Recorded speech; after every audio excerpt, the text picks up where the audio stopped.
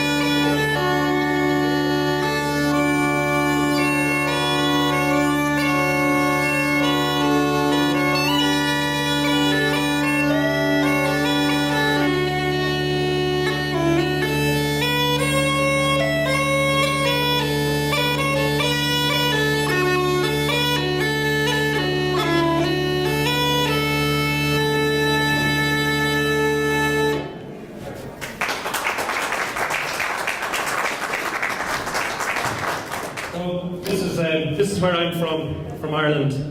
And in Ireland, I was born on the east coast in Dublin, but for 5 years I have lived on the west coast, right out in the Atlantic Ocean on an island where I make my pipes. I make these pipes. So the Uilleann pipes that I play are a bagpipe instrument, and bagpipe instruments are found all over the whole world.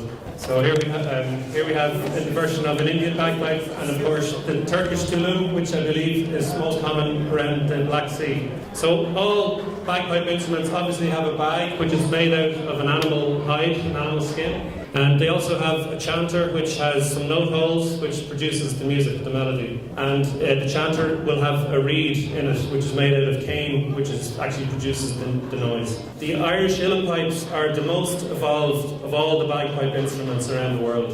And they evolved from earlier European instruments such as the musette de coeur, which we see here, and other instruments called pastoral pipes. So the musette de coeur was interesting. It was one of the first bagpipe instruments. Instead of the player blowing into the bag, he pumped with the bellows, and you can see this very splendid gentleman with his bellows. So the Uilleann pipes, what makes them so complex is they have drones, which a lot of bagpipe instruments have, but they also have additional pipes called regulators, which are like extra chanters to give more sounds, harmonies. So in this slide, I'm just showing the main differences between probably the most famous bagpipe instrument, which is the Scottish bagpipe, or the Great Highland pipes, and the Irish Uilleann pipes. So the first thing you see is that the Irish piper is sitting down, whereas the Scottish piper is standing up.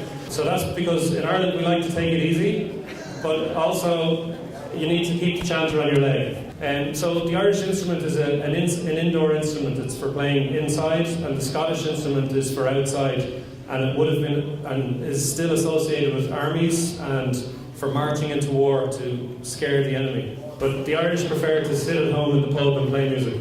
And I suppose the main obvious difference is that the Scottish bagpipe player wears a skirt, and the Irish player sticks to trousers, because when you're sitting it down, it's a bit risky to wear a skirt.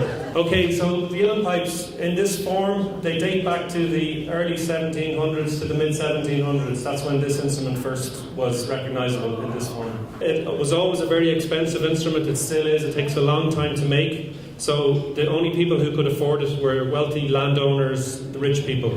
But what happened in Ireland in the middle 1800s, there was a famine, and a lot of people starved to death. A lot of people emigrated from Ireland, and quite a lot of people, to survive, they would travel the roads. A new kind of caste was formed. They travelled the roads playing as musicians. Like Barnaby said about blind and disabled players, quite often pipers were these types of people after the famine. So rich people in big houses would invite a piper to entertain guests at a party, at a festival. After the famine, Irish culture went into a decline with so much emigration and so many people dying. Parents didn't think it was important to keep the culture alive, because they stopped teaching their children the Irish language. They stopped teaching them the music because they assumed the children would actually emigrate to America, to England, wherever else to survive. And as a result, the music, the language and the culture started to go into a decline. So there was a slight cultural revival at the start of the 1900s, but even after that, the decline kept going right through the 1900s until about 1960s.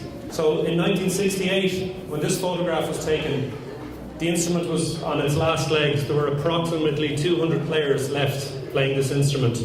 So they got all the known, anyone who could attend was asked to come to this meeting. So you can see it's exclusively men in this picture, but there are lots of excellent female players now. So these 48 men in this picture started a society called Na Piabhrí Uilleann, which is the Gaelic for the Uilleann Pipers Society. So now in the world there are possibly up to 7,000 players of this instrument, and that has grown from 200 in 1968. So there's a huge upsurge in interest and players and indeed makers like myself of this instrument. And just one thing I forgot to say when the Scotsman was on the screen. The sound of the pipes, it's much more mellow than the Scottish pipes. And in movies, if they show a Scotsman playing bagpipes, quite often the soundtrack will be these pipes.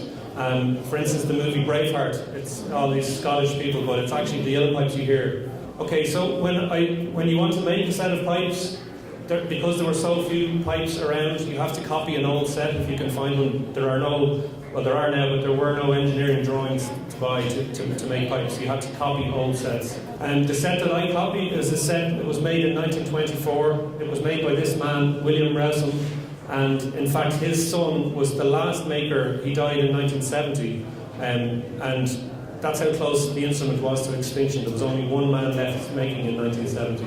Okay, just to talk a bit about the bellows. So the bellows, the wood that I use is elm wood, and it's a native wood for Ireland, but it was killed off in Ireland in the 1970s by Dutch elm disease. But I'm lucky enough to have a source. My brother-in-law has some of these dead trees, and I can use the wood. And then the final part of the puzzle is the reeds. So the reeds actually create the noise, and mostly the reeds are made out of cane. The top reed there is the reed for the chanter and also for the regulators. So it's a double reed like an oboe. Okay, and the lower reed is for drones. It's a quite simple reed. I've just started experimenting making reeds out of wood. The wood, it seems to have a great stability, which is very important when you travel distances to places like Turkey, where a very different climate, the reeds can be unstable. So wood seems to have a bit more stability, but I'm still experimenting a bit with that. Okay, and I'll just finish by saying thank you very much to IWCS for inviting me to speak and to play. And I hope you all have a fantastic festival. And thanks to my very wonderful translator. I just played one quick tune. The first piece I played was a slow air. Irish music has slow laments, which kind of recall the famine and the sad times, but they also have lots of happy dance tunes, so I'll finish with a happy tune.